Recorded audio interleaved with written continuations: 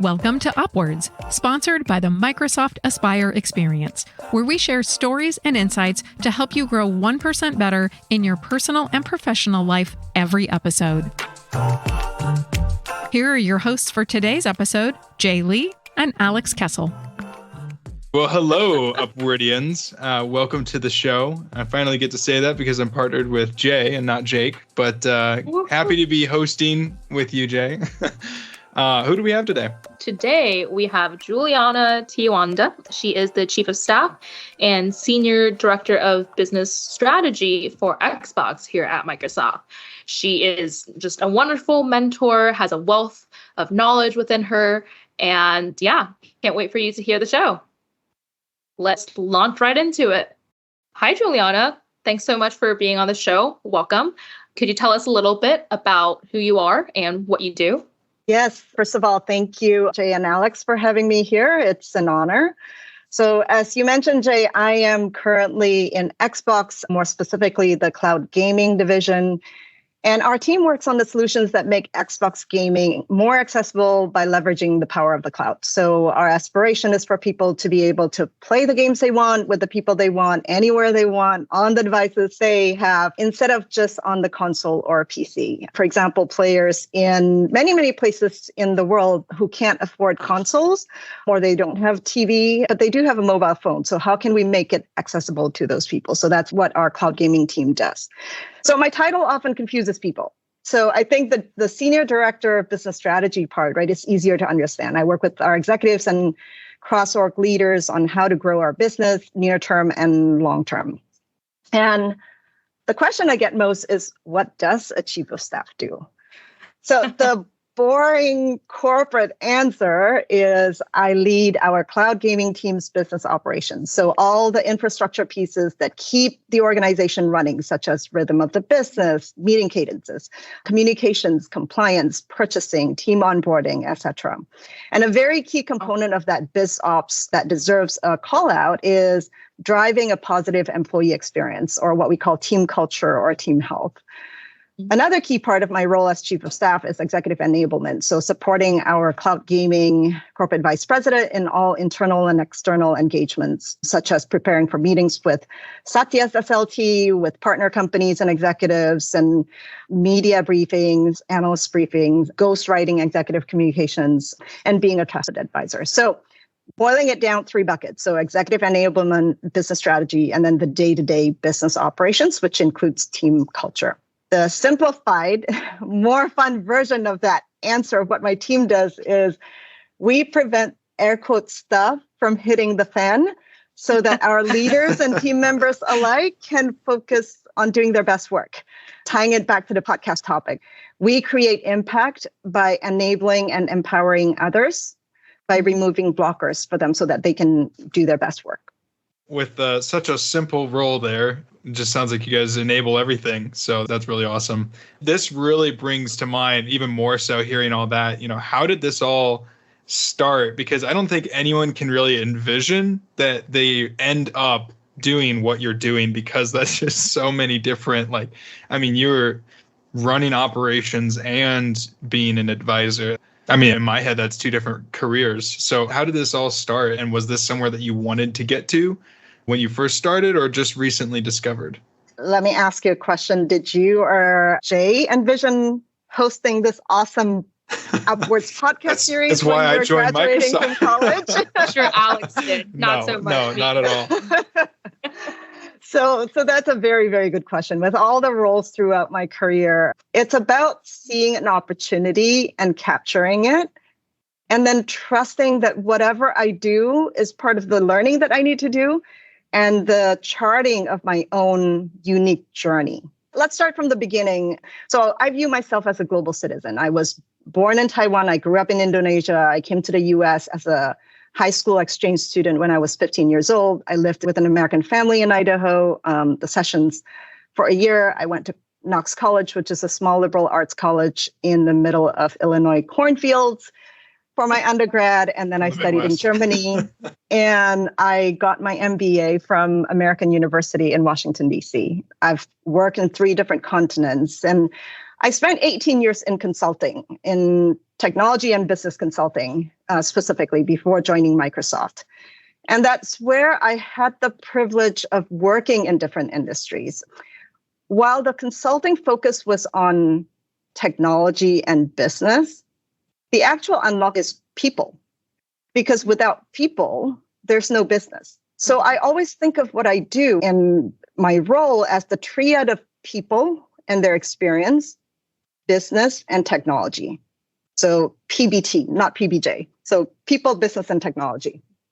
So you and our smart listeners are probably now seeing the connection now between my consulting experience and my current role based on how I described it earlier, right? It's all about enabling people to achieve business goals by leveraging technology.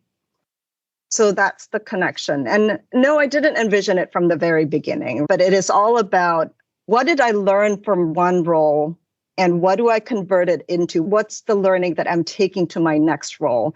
And the common thread I'm noticing is that all of my roles, and regardless of industries, and whether it's in the commercial space or in the consumer space like Xbox, it's all about enabling and empowering others to bring out their strengths and do their best work. Wow. I mean, you have such an important job, Juliana. It's also super cool that you were able to distill this after all the career changes and everything you've been through. So for others that are in our shoes, let's say, we don't have that much experience yet, and we're just starting off this journey where we want to figure out what our career is, what goals we're pursuing, what's the next steps. So kind of flipping it back to you, you said you spent 18 years in consulting and then went to tech. In your different phases of your career, did you have a goal in mind for every single step to pursue and what to pursue next? Let me take a step back and set some context before I go into the specific answer. So I didn't really talk about my undergrad degree. You were asking, did you intend to go into this or have this chief of staff role in mind when I graduated? My undergrad degree was in modern languages, German and Japanese to be specific. Wow. So I often get asked, well, did you regret that decision? Or how did you go from a language major to being a senior leader in tech, right? The answer is I don't regret. On the contrary, and Jay and Alex, this is where hindsight is always clearer, right? Than going forward. But it's actually my liberal arts college education and my language training that made me an effective consultant. So 4 years of liberal arts education taught me and allowed me to hone my critical thinking, right? There's a lot of writing. There's a lot of trying to consider different perspectives. There's a lot of leaning on your community. How do you build community and how do you progress together as a community? Mm-hmm. So learning languages is about deconstructing and reconstructing, translating from one language to another, connecting with people where they are, right? I mean, that's what language is. It's a tool to connect. And all the key skills for a consultant going into a new industry, for me, it's having to quickly learn our clients' industry language, deconstruct their challenges, and then reconstructing into a recommended solution, right? So those are all the skills that I learned when I was in college. Mm-hmm. Of course, I didn't know it at the time or when I graduated, but what I noticed looking back was that my philosophy of simply focusing on doing my best, constantly learning, and then figuring out how to apply my learning to the next role is what's helping me. And so later I had an awesome manager that put it so simply that I keep using it these days, which is what, so what, now what? The what is what I was doing. So your job title, your current role, are you a PM or am I a software engineer? That's the what, right? The so what is what did I learn? Why was that important? Why was the learning important? And then the now what is how can I take the learning to the next role to meet my goals, to increase my impacts, whatever the goals and impacts are. So the goals are always different. And for me, depending on the stage of my life, the goals are different. There's time when I'm looking for a job because I want the location. I want it to be in Chicago versus somewhere else, versus in Indonesia, as an example, right? So then that changed kind of which job I take. There's time when I want more flexibility. So I was flying around a lot when I was a consultant. And at some point when I was ready to have kids, I can't do that anymore. Or when I had kids, I couldn't do that anymore. So I went into freelance and started my own consulting company where it gave me more flexibility. So my goals continue to change and I adapt along the line. Using an example to illustrate the what, so what, now what, is that one of the things I did in my quote unquote career or professional life was a waitress. Being a waitress is the what. The so what was that I learned people have different preferences and styles. I learned very quickly how to deal with difficult or upset customers. The now what is that those skills made me a better consultant, made me a better chief of staff, because it's all about working with different types of people, making them happy and making them successful, enabling them to get their needs met. So back to the whole moving from role to role, to me, it's about the so what and the now what. Not just about the role itself, not just about the what. That requires a lot of deep thinking about your current situation, where you want in life, what you're currently doing, like dissatisfactions, and what would make you actually satisfied. Absolutely. You hit the nail on the head. It's about knowing yourself. And it comes with time. It comes with practice. It comes with time. So like me, if you've had like almost 30 years of experience, you've had that benefit of time to look back and get to know yourself. Sometimes it's unpleasant when you find out about who you are, right? And what your weaknesses and what your strengths are. There's some parts where you go, oh, really? But that's also what makes you, or at least makes me, go and say, okay, how can I be better? What else? And how do I repivot? Because the givens are the givens. We are who we are. But there are certain things that we can change and certain things that we can't. So how do we pivot on what we can change and what we can control? I love that. It kind of reminds me, I heard a phrase once of nothing is useless. It's only useless if you don't figure out how to use it. Where it's like, the experience you're gaining is experience. It's a tool. It's something you can use, but you may not understand how it's used now. And you may not understand even what experience you're gaining until it's, called upon in the future. It does kind of bring up finding how you move from point A to point B and seeing how things connect in the back end. Was there ever a point where you were sitting in a spot and you went, oh man, this is the last thing I want to be doing? Like I have landed in the spot that I don't want to be in. And, if you felt something like that, how did it feel? How did you recognize? And then how did you pivot out of that, since you mentioned that earlier? Yeah, I feel like that's a sneaky way of asking me if I was human, Alex. It's, we could probably simplify the question. What's it like to be human, Juliana? Not every job is a good fit, right? Team can change, leadership can change, job scope can change you, and changes are very uncomfortable. What does it feel like? It can feel sucky. There are times when I've been in depression because of some of the extreme changes, right? And that's a reality of life. What do I do and how do I repivot? I give myself time and permission to sulk and vent and seek support. Whew, and then normal. I go back. What's that? I said, whew, that's normal. I'm glad to hear that that's approved practice. Like the stages of grief. Exactly. Oh, you have to get angry. I forgot to mention about that. Yeah, no kidding. And then I go back to the what, so what, now what? What did I learn? How do I repivot? What's within my control to change? And I really love this Jimmy Dean's quote that perfectly sums up kind of what we're talking about here. And my philosophy with regards to this question is that he said, I can't change the direction of the wind, but I can adjust my sails to always reach my destination. And to me, that rings very true, which is that there are lots of things in life that are just outside our control. The only thing that we have control over is now and ourselves, right? It is this very moment, not the past. You can't change the past. You can't control the future. You can plan all you want, but things happen and then you can't predict what's going to happen next. So the only true moment that you have is right now. So what can I do right now? What have I learned from my previous experiences? And what do I do next? And the other thing, too, is that to do that often requires courage. I'm going to share an example of a colleague of mine who's now a senior VP at a competitor. But when she was at Microsoft, she had been working towards a job that she really, really, really loved. That she's like, I want to go do that job. She finally got that job, got into it. 3 weeks later, she walked into the VP's office and said, I'm sorry. I think I just made the biggest mistake in my life. This is not what it turned out to be. I can't do this. And she walked out.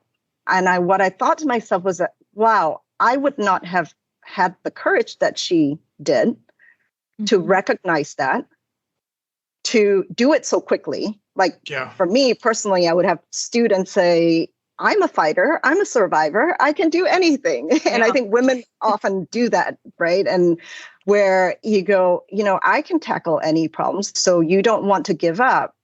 But the lesson I learned from her story was that, one, sometimes it is better to give up early because you don't want to waste your energy on something that you know is not going to work out. It's not your passion, or it's just not what you thought it was, or not leveraging your strengths, or whatever it might be, right? It could be a number of factors, but she recognized it quickly. And so she repivoted. And that's a lesson I take with me with regards to not just about a job, but also our business, what we do for our customers. There are times when we came up with a solution and we put in the feature and we're like, that would be a great feature for the customer. And then realizing, oh no, that's not what everybody thought. They thought it's awful. And so how do you repivot from that? So recognizing it early, knowing yourself and having the courage, I think it's super important. Going deeper into the process part, right? So when you want to pivot in any sort of way, at work, going into a different industry, anything like that, some of it, you said it takes courage, and that courage is for the pain it inflicts on you, right? Like it's going to take time, it's going to take effort. It may involve, rescheduling your work schedule or anything like that. Do you have any advice for those people who want to make such a shift, how to enjoy the process more and how to make sure that their next step will be more successful than their current one? Yeah, totally. I think we've touched on a lot of those before, and I'll just recap that again. One is that you want to know your strengths, right? And what feeds your soul. And you'll continue to refine that knowledge as time goes and leverage that knowledge. So know what your superpowers are. And if you don't know, there are tools out there that can help you with this. For example, the Gallup Clifton Strengths Finder. That's a tool that you can use to go figure out what your strengths are. And then know your so what and now what. You have had learnings all your life, and just kind of look through, some of the failures that you've had or some of the difficult situations. What did you learn from that? And then what made you get past it? You've come a long way. You have overcome lots of challenges in your life as well, from childhood to now. So what did it take you to get past that? So know your so what and now what. And then simplify. Less is more. Focus. I really like this book, The Focus Project. Actually, the author, his name is Eric Qualman. He just gave us a keynote. And one of the key themes that he mentioned was simplicity, simplify. Focusing on one versus many is what's going to enable us to have more impact. When you're trying to multitask too many things, it's really hard, right? So focus is important. I like this analogy that the CMO of Netflix shared with us one time. We all use a garden hose before, right? And the nozzle has different settings. There's the spray, there's the jet stream, right? So he said, if we take the spray, the water goes everywhere, right? It's good for in some circumstances. But if you see a rock in the middle of your driveway and you're too lazy to walk over to the driveway and pick up the rock and throw it somewhere else, and you want to use your garden hose to spray that rock to the side, can you do it with a spray, or do you set it to the jet setting and then you shoot that rock? And for me, I would change the setting to jet because it's more powerful. And I think that is a good analogy. I really, really like that analogy of, instead of spray and pray, you focus, you simplify, you go find that one thing. How do I focus my attention? And you give it all your best. So you give it 100% instead of 10% or 50% of your attention. And that would increase your chance of success, right? The other one is connecting with people. Lean on your tribe, your supportive community. Ask for help, ask for what you want. Asking for help is the most courageous thing one can do. Like, we often want to show that we're tough, we can take it, we can do it. But it is the strength of many that will carry us. It's not just us. So if you don't have a supportive community yet, go out and build one, because you'll need that. You'll need that when you fail. You'll need that when you need to get up, because you need to hold on to something or someone, right, to pick yourself back up. So people having that supportive community is important. We talked about being courageous, being bold. If you're not getting pushback, you're probably not being bold enough. You're probably not pioneering and doing what's required to get to that next step. With that said, I think it's important to be kind to yourself, because we are often our harshest critic, and we judge ourselves so much and we beat ourselves up if we didn't get to where we need to be, if we don't have that perfect or what we think is the right thing. So it's focusing on progression, right, versus perfection. Yeah, growth mindset idea Absolutely. there. So for early in career individuals, and I guess just for myself as well, there's the aspect of knowing yourself and knowing what you want and where you want to go can actually be a pretty difficult process amongst the other difficulties of actually just getting from point A to point B. And so I kind of like to point a little bit more into practices or how you discovered what you wanted to do. And you kind of use the phrase, what feeds your soul? What were things that you discovered helped you learn that? Because for some of us, it still feels like, you land in that first job and you had this mindset of so many years of education leading up to like whatever your job was going to be. And then you get the job description and you find out that actually very little of this structure kind of mattered. And now you have to redefine so much of what you thought was your trajectory and what you thought was what you wanted, because it's different now. The want needs to be redefined. So how did you handle that? And what advice do you have along kind of redefining that arc? Yeah, I think you just answered your own question, Alex, which is brilliant. Which is brilliant, which is that you recognize that that wasn't what you had anticipated. And when you have that recognition, that recognition is the first step, right? That awareness is the first step. And it is okay to say that, yep, this is different. What I do is I go, okay, I guess that's different. And then I go back to that whole, if it's upsetting, then I get upset. If it's sad, I get sad, and give myself permission to have that and move past it. And then say, okay, I'm going to use a quote that I heard recently and then thought, oh, this is a great framework to use, which is that when you're facing a difficult situation, ask these 3 questions. Can I remove the problem first? That's the first thing. If not, can I accept it? Yes or no? If not, can I change the relationship to the problem? Which is the third question. And so I go through that mindset whenever I'm in a difficult situation or stuck situation. So similar to what you're saying is that, okay, now you spent 4 years studying one thing, you came to work, and then you're like, oh, this is something different. So can you remove the problem? Can you redefine the job immediately? Or can you change who you are or where you're at right now? Probably not. Can you accept it if you're having trouble? And maybe it is, yes, you can accept. And what would it require for you to accept it?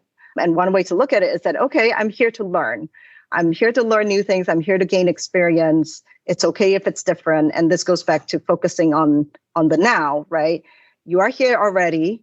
You can't change it immediately. So what can you still do to have impact? Because chances are there are things that you can do that can have impact. And while in the meantime, for you to figure out, okay, how long is this bearable? Or how long do I want to do this, right? Start thinking about the exit strategy, or use that example that I shared with you earlier about my friend who quit 3 weeks into the job and say, this is not the right thing for me. Usually when you're early in career, you probably don't have that kind of leverage or even ability to say, this is absolutely not what I want. Because when you're early in career, you do want to try different things and give yourself that permission to say, I'm here to learn. Have that growth mindset, Alex, that you mentioned earlier. Having that growth mindset is important. And then the last part about the changing the relationship to the problem is that, yes, you're doing something different, but can you take what you studied and apply it in your current role? Can you do lunch and learns? Maybe it's something that your team can benefit from if it is an area that you're good at, but the rest of the team doesn't have much exposure to. So start thinking about what is within your sphere of control while you're in that situation. And then if you just open yourself up to learning and just focus on the now, and then your so what and now what, and what can you take from this particular job to your next role, I think that would make the transition a lot smoother. That's great advice. Okay, so kind of pivoting gears a little bit, one question that I don't think we've ever asked is, you've given so much advice on what to do when you're in a hard situation, when you want to change, you want to, do better, all of that. Can we hear a little bit from you on any rewarding moment in your career or something that you've been super proud to have done? Yeah, there are so many. That's a great question. I have many little moments, the moments when the team goes, wow, teamwork is better than just individual work, right? I mean, when you have those, it's the dream work, seriously, baby. It's dream work. Teamwork makes dream work, right?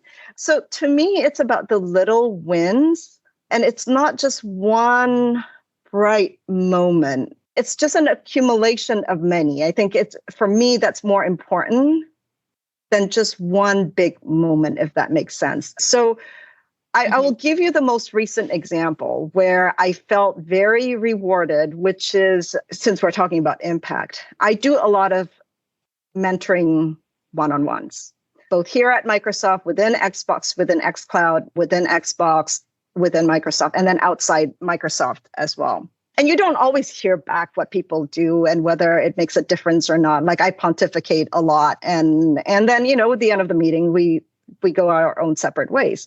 But this mentee of mine recently in a conversation said, hey, I just want you to know that because of our mentoring relationship, I have decided to put myself out there and started mentoring for other women. And I thought, wow, that is what feeds my soul. Alex, back to what you're saying earlier, right? And I forget sometimes along the way when you get so busy on your day-to-day work and you're just trying to catch up and keep up with all the deliverables. But when I reflect on my impact and what kind of legacy do I want? What kind of impact do I want to leave? It's that sort of things. It's what now my one conversation has now helped 4 other people. So it's actually 5 people that have been impacted. I mean, just from that thread alone, right? So if we multiplied it by the number of conversations that I've had, I had an aha moment of, well, over the past 3 decades, like, what kind of impact does that have? If we use that math of every person I talk to would be multiplied by 4, and then each of them, it will be multiplied by 4. That's a lot. And that was the moment of realization. We don't hear about it, and it doesn't go into your connect in how you review yourself and all that. But that was definitely a bright spot moment for me to go, yeah, it's something simple. And we don't always give it thoughts. It's not award. Like we've won awards before, but it's not that. But it's actually impact on people and how they grow as individuals. If you're asking about career-specific moment, part of cloud gaming, I've had the privilege of being part of this incubation team since the very beginning, since when it was a little seed.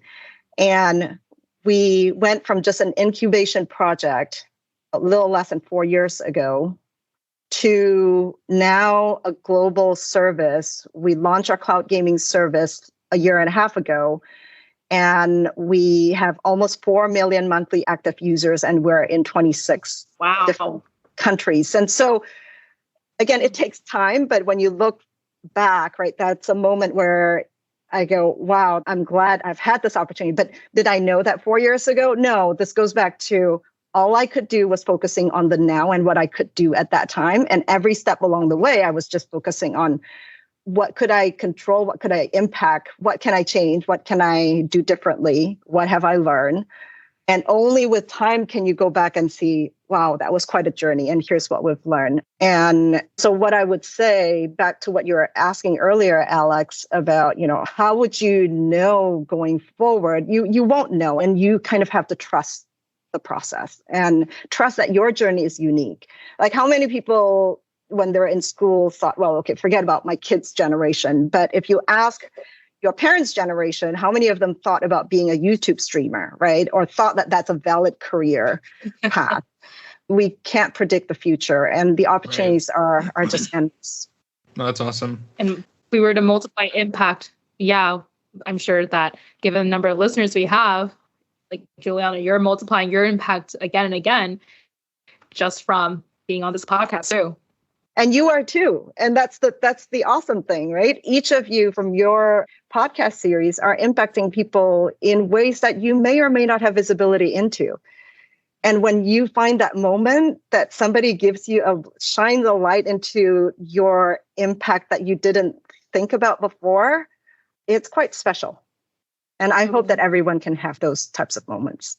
Absolutely. So, Juliana, I know you're one of the senior leaders here, and we're asking a lot of questions about how your journey has evolved and, where you've come from and how you've worked on your career path yourself. But as one of the leaders, you have a reputation for good leadership. And I'm just curious if you have any leadership principles that you've followed, that you've learned from, and that you try to espouse to help other people around you. One of my leadership philosophy is about putting people first and then paying it forward. And my belief of better you plus better me equals better us. And that's a quote from Kathleen Hogan, our Microsoft Chief People Officer. And I am a huge believer of that. And if you want to go fast, go alone. If you want to go far, go together, right? So that is something that I think when you think about career and impact, and we talk about community already, but this idea of better you plus better me equals better us really resonates with me. And it's something that I believe helps me make my impact at Microsoft. All right, we have one final question. And this one might be impossible, but you've given so much fantastic advice and stories here, which we'll see if we can even condense it. But we do want to try to provide people with like a little bit of a call to action for what they can do right now. So, if you were to boil this down to somebody listen to this and they're walking away and they're thinking, this is the thing I need to do in order to kind of course correct or whatever it is, what would you recommend people do just for the one step to take right now?